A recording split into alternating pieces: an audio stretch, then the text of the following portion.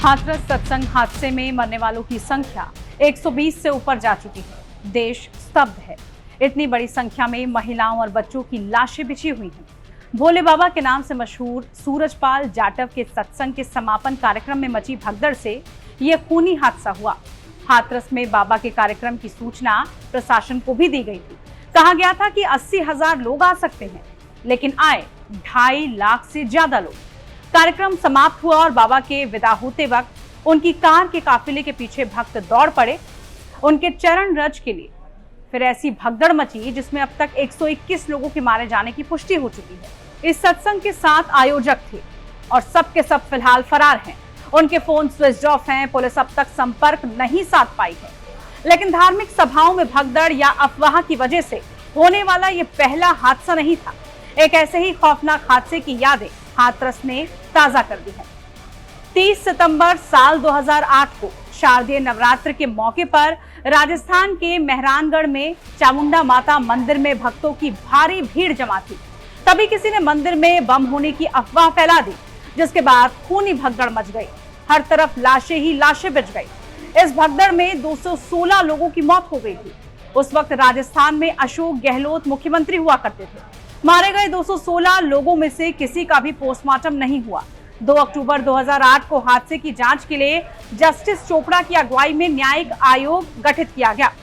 2.5 साल में जांच पर करीब 5 करोड़ रुपए खर्च हुए। 11 मई साल 2011 को रिपोर्ट तत्कालीन सीएम अशोक गहलोत को सौंप दी गई। लेकिन हादसे के 16 साल बाद भी अब तक ना तो रिपोर्ट सार्वजनिक हुई, ना ही आरोप तय हो पाए। ये महज एक उदाहरण है। धार्मिक आयोजनों में हादसों की संख्या सैकड़ों में है। लेकिन इस वीडियो में हम आपको भारत में धार्मिक कार्यक्रमों में हुए सबसे बड़े हादसों के बारे में जानकारी दे रहे हैं।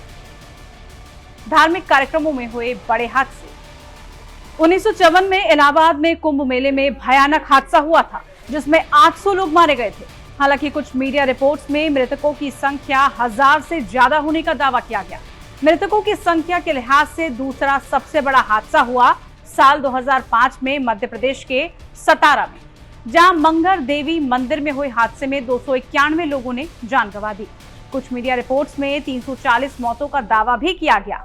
साल 2008 में जोधपुर के मेहरानगढ़ में चामुंडा देवी मंदिर में मची भगदड़ में 216 लोगों की मौत हो गई। 2008 में हिमाचल प्रदेश के नैना देवी मंदिर में मची भगदड़ में 146 लोगों की मौत हो गई थी।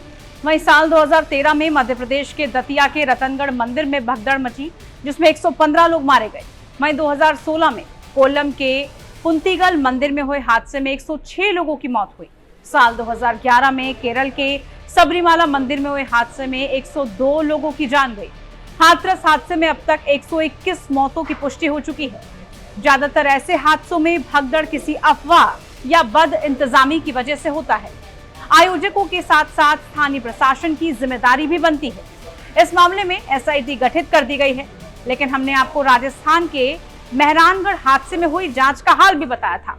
उम्मीद की जानी चाहिए कि हाथरस हादसे की जांच का वो अंजाम ना हो और दोषियों को उनके किए की सजा जल्द से जल्द मिल पाए। आपको वीडियो कैसी लगी जरूर बताइए। इस तरह के तमाम वीडियोस के लिए और देश दुनिया की तमाम बड़ी खबरों के लिए आप देखते रहिए टाइम्स नाउ नव भारत डिजिटल। नमस्कार।